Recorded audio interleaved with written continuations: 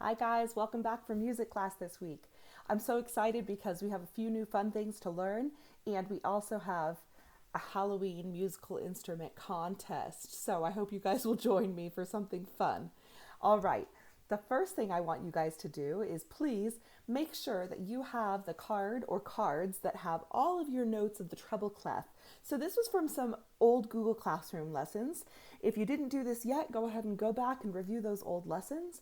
Make sure that you have all of the notes of the line, every good boy does fine, and all the notes on the spaces, F, A, C, E, face.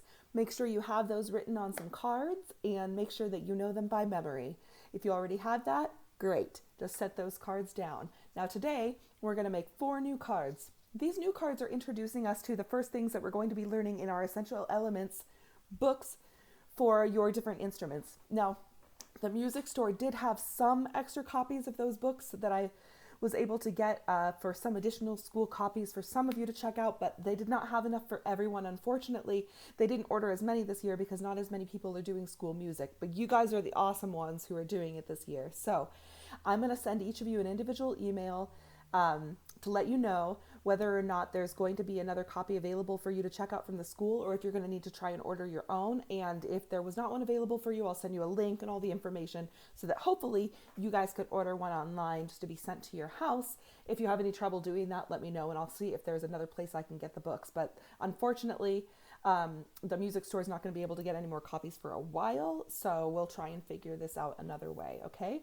But for this week, if you have the book already, then the activity we're going to be doing right now will be introducing you to those first songs in the book. It'll be a review for the returners, something new for those of you who are new. And if you don't have the book yet, don't stress out about it.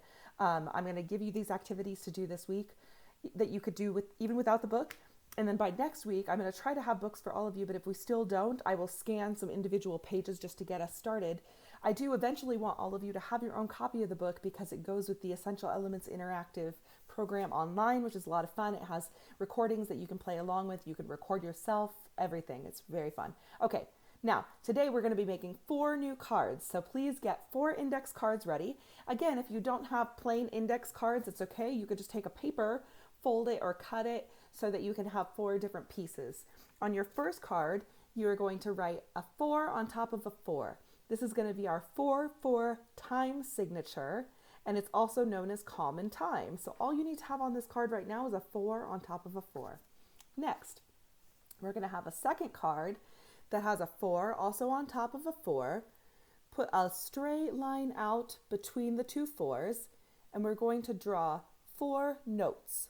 These notes are going to have a little filled in oval with a line going up from them, and they are called quarter notes. You're going to have 4 of them. That's part of what the 4-4 means, is we're going to have 4 beats here. Oval filled in with a line, second oval filled in with a line, third oval filled in with a line, fourth oval filled in with a line. Remember, I'm going kind of quickly. You can always pause this and rewatch. Then label them 1, 2, 3, 4, and at the bottom of your card, quarter notes. Go ahead and pause this or rewatch it if you need a little more time for this second card that you're making today. Then, once you're done with that one, we're going to go to our third new card. Our third card is also going to say 4, 4, line across. This one is going to be quarter rest. They're like squiggly lines. So you do a squiggle out, come in, little point, and then go down. Do that 4 times. Squiggle out, come in, point, go down. Squiggle out, come in, point, go down. Squiggle out, go in, point, go down. They do not have to look perfect. Just try your best. We'll get the hang of drawing these quarter rests. You're going to label them again, 1, 2, 3, 4. The reason we want 4 is we have 4 beats in common time. And these are 4 beats of silence instead of sound. So we're going to write quarter rests. Rests means you're resting for 4 beats of silence. Pause, rewatch whatever you need to do until you're done with this third card. Then we have a fourth card that is going to be left a little bit to your own creativity. I'm going to show you my fourth card as an example, but yours will not have to look exactly like mine. So watch closely. You are going to make, you might see this and you're like, whoa, there's a lot of things going on that card. Don't get scared. I'm going to break it down for you. You're going to draw now 5 lines instead of just one line across. 1, 2, 3, 4, 5 lines. That's called the staff. Then remember your treble clef from before? Do a little curve down, go up, curve forward, curve back, and swirl it around like a little cinnamon bun. Then you're going to draw your 4, 4. The top 4 on those above the middle line. The top line's going to cross those. The bottom 4 going below that middle line. Now, here's the part where you get to do some choosing. I'm going to draw in 4 different beats. I could choose if they're going to be notes like we drew on the first card. Remember those quarter notes? Or I could choose if they're going to be quarter rests. And if they're going to be notes, I could choose which line or space they go on, because from our review, we should have a card or cards that tell us all those different notes on the lines and spaces. So this is where yours does not have to look exactly like mine.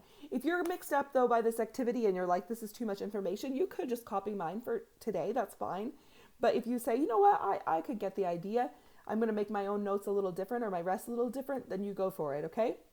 What I did was I put a note on the second line, remember every good, so I put a G there, little filled in oval with a line up.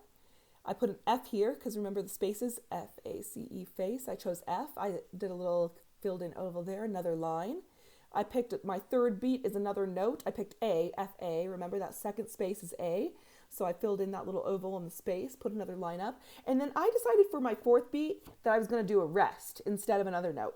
So I took one of those squiggly lines, squiggle it out, point it, and come down.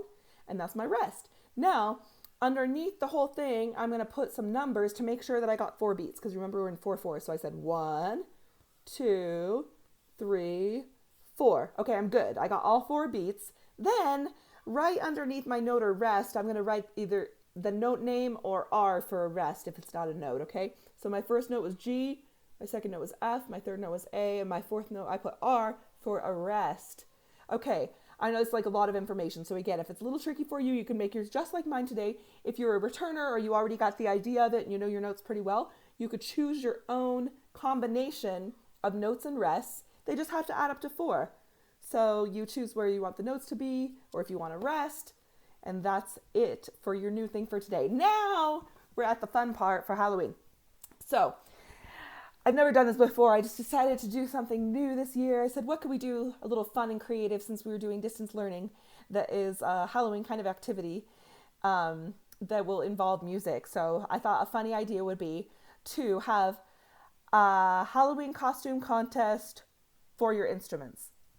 So instead of you dressing up, you're going to dress up your instrument. Now, of course, there will be some rules to this.